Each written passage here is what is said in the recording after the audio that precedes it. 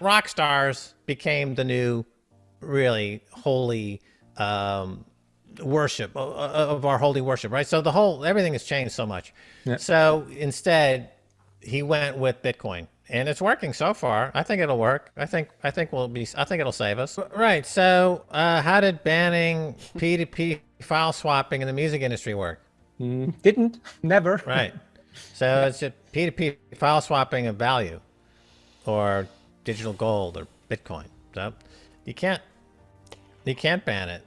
So that's it. I mean, how many times has China banned it? I think they've banned it at least 10 times. It doesn't stop it. India's banned it. Nigeria just banned Nigeria, it. Look what happened to usage went up. Bitcoin usage. Went right Yeah, up, went straight up. up. Yeah. Again, you invite, as Stacy points out, the protocol, the game theory invites attacks. So it wants to attack, it wants to invite the bans, it wants to invite the central bank, attacking it, because all this does is increase the hash rate, which in turn increases the security, which increases the price. Yeah. So the more you attack it, the higher it goes, and therefore the more improbable it becomes that you can attack it. Eventually, everyone will capitulate. The only thing about Bitcoin is you get the price you deserve. So Paul Krugman, he'll end up buying Bitcoin when it's at $1 million, because that's the price he deserves. He didn't deserve it at $1. The central bank of India will be buying it at $500,000 a coin. They don't deserve it at $40,000, $50,000, $60,000 a coin. They don't deserve it. They don't have the moral character for it. So you get what you deserve. That's the Satoshi way. I think it's God, right? If Casey. you were God and you created the universe, and one of your favorite creations was Earth and the people on Earth, and you noticed that they were about to become extinct because they were too fucking stupid, how would you fix the problem? Well, you could just show up like in a Jesus Christ figure, but the shock could be too great and people might just die from shock. So you have to kind of reverse engineer your creation and figure out how to hack into our global unconscious. So you put the pebbles out there for the cypherpunks to find. And then in 2000s and 2008 and 2009, they picked it up and they found it, because Bitcoin is a discovery, not a creation. And they're like, wow, this is actually perfect money. And so now we have perfect money, and the human extinction now is not a dead certainty anymore. It's now become a question mark. And we're trying to reverse the tide of human extinction back to where humans will be sustainable for a longer period of time with perfect money.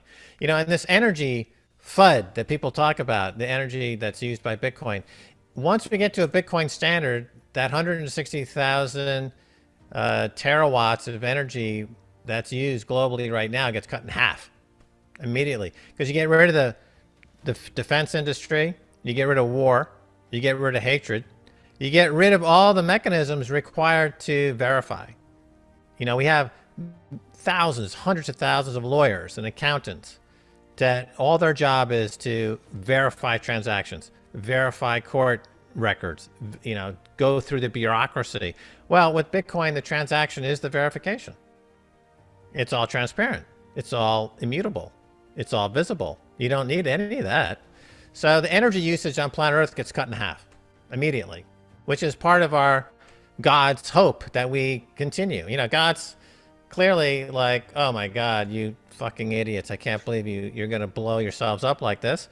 And so like the breadcrumbs were laid out and the cypherpunks found them. And now I think we're back on a path, back on a sustainability path. So Bitcoin is Jesus 2.0, actually? Yeah, Bitcoin is Christ 2.0. One of my Twitter accounts is BitChrist, and I've had that up since 2013. And I've been tweeting as BitChrist since 2013. I checked this out. Some different ideas about this, that Bitcoin is essentially Christ 2.0. But you couldn't do Christ again because, that was great for 2,000 years ago. At that time, you could do a Christ type thing where walking on water and all these types of things, curing the lepers.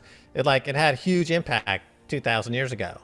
But we live in a digital world now. We live in a different world. It's 2,000 years later. So Yeah, God's like, I'm with you. I can't do the Christ thing. That's not going to work this time because Yeah, they would they've freak already, out. They would freak out. They would freak out. Plus, you've had so many imitators over the years, like Jim Morrison or the rock and roll stars. Like rock stars became the new, really holy worship of our holy worship, right? So everything has changed so much.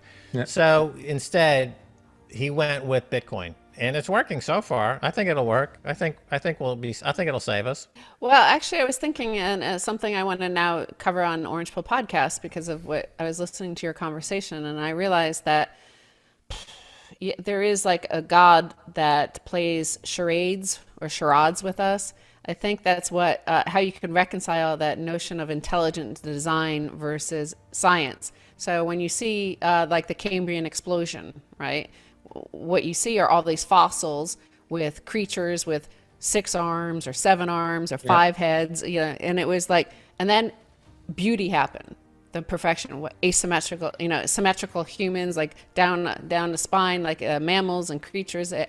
We all have the same similar design because it was a perfect design. And I think the same thing sort of happened with what happened with Bitcoin. It was birthed in the same sort of ugly creations that happened. And like now looking back on the early coins, starting from the mid 80s, that you had these cypherpunks creating these coins and cryptographers creating these coins.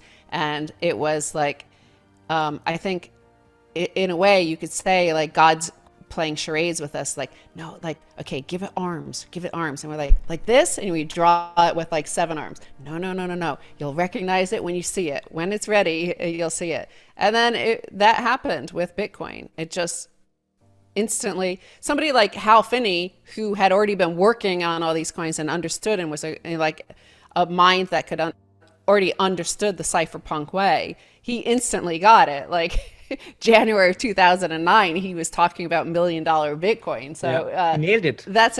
He's like an apostle, right? Like he's somebody right there with Jesus who knows, who understands, like, okay, I understand the miracle that this is. Whereas like everybody else, we're all sinners, like trying to get to that space, trying to get to the enlightenment, trying to understand Bitcoin. We come for speculation. We come for the free, if Christ is like giving everybody free loaves of bread and fish, everybody's like, hey, I want some free food. Yeah, as Christ was airdropping loaves of bread. But they come there for the magic tricks, and the magic tricks with this magic internet money is like number go up, and they come there for that, but they stay for the enlightenment, the inner peace that comes. Well, central banks clearly are the evil that's plaguing the world. I think that's pretty much the where you find the worst evil right now. Yep. If you look, they fund all the wars, they fund the violence, they fund the malinvestments, they fund the rise of kleptocrats and oligarchs, and so they are the devil in this scenario. I also think, however, like in a way, they're innocent evil, right? They were pre-Bitcoin. So now these shitcoiners, especially the ones that really knew and understand Bitcoin, I think they are like, they're like an apostle. They're like Judas sort of people, like hanging out with Jesus. They know Jesus is the Son of God, and that he's like divine. And they get envious and they want it, and they're like, "Fuck that!" Like, it's interesting how what we call Bitcoin derangement syndrome. Some people who were there at the birth of Bitcoin, they became Judas. They became really against Bitcoin, and so that's another interesting historical precedent and perspective is that you see how a lot of people they get this Bitcoin derangement syndrome, like an Elon Musk is somebody that you would think would be more understanding of what's happening, but instead he went down the path of evil. And that's just a human nature, and it's I think it's already built into the protocol to such a degree that we have high confidence that none of the evil and none of the FUD will stop the mission. I think what you see with Elon, however, is like one of the 7 deadly sins. He's very envious. It's quite obvious of Michael Saylor. Yeah. Because he's focused his tweets against Michael Saylor. And I think it's just simple envy. It's just simple human-based instinct, and we all have that. But we're seeing it play out on the GigaChad level, you know, and I think that's what he's going through. Yep.